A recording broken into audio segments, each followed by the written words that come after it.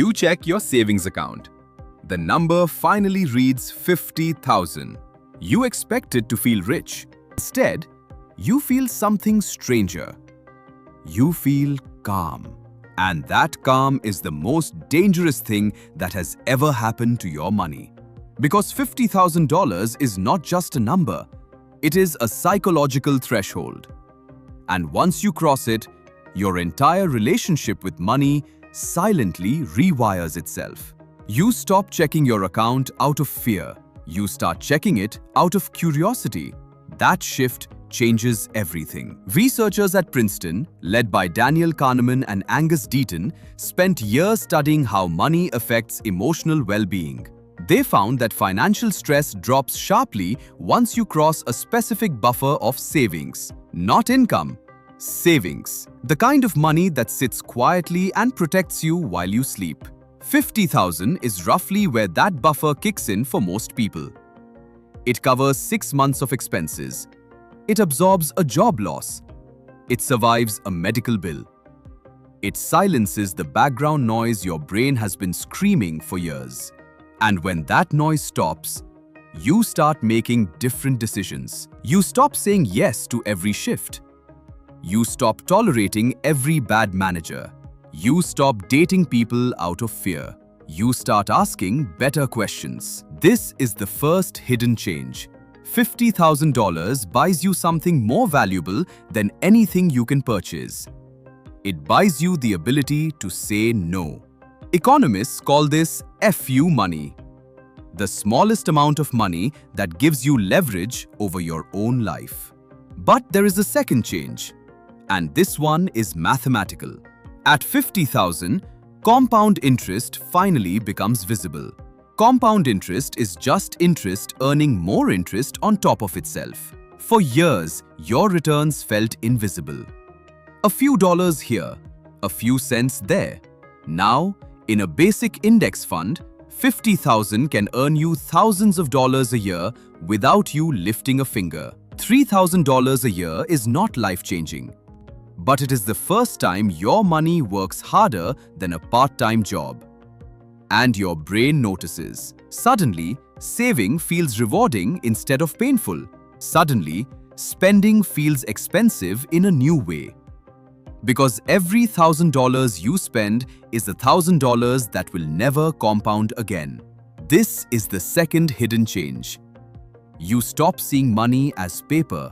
You start seeing it as seeds. Then comes the third change, the one nobody warns you about. Your social circle starts to feel different. Not because they changed, because you did.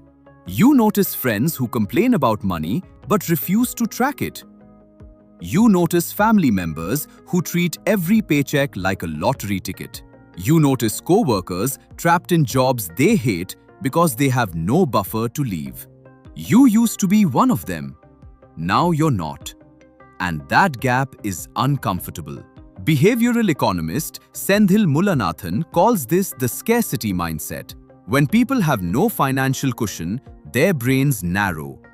They focus only on the next bill, the next paycheck, the next emergency. Decisions get worse. Stress gets louder. Time horizons shrink to days instead of decades.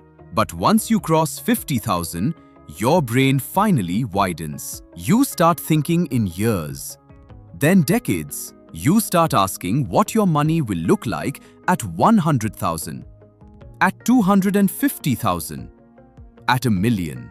This is the third hidden change. Your time horizon expands. And a long time horizon is the single greatest wealth-building advantage a human being can have. But 50,000 also brings a quiet danger. It is the exact amount where most people stop pushing. The pressure is off. The fear is gone. Lifestyle creep sneaks in. A nicer apartment, a nicer car, a few more subscriptions, a few more dinners out. Suddenly, your savings rate drops. Suddenly, 50,000 stays 50,000 for years. Suddenly, the buffer that gave you freedom becomes the ceiling that traps you. The people who break past this level do one specific thing. They automate. They set their investments to pull money out the moment their paycheck lands. They never see it. They never feel it. They never have to make the decision twice.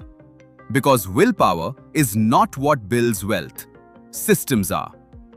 So here is what actually changes after 50,000. Your stress drops. Your leverage rises. Your money starts earning its own money. Your time horizon stretches. Your standards quietly increase. Your tolerance for bad jobs, bad relationships, and bad decisions collapses. But only if you protect the number. Only if you keep feeding it. Only if you let it grow into the next threshold. Because 50,000 is not the destination. It is the doorway. The first level where money stops being a source of fear and starts being a source of power. You checked your savings account this morning. The number finally read 50,000. You did not feel rich. You felt free. And that feeling is worth more than any number you will ever see again.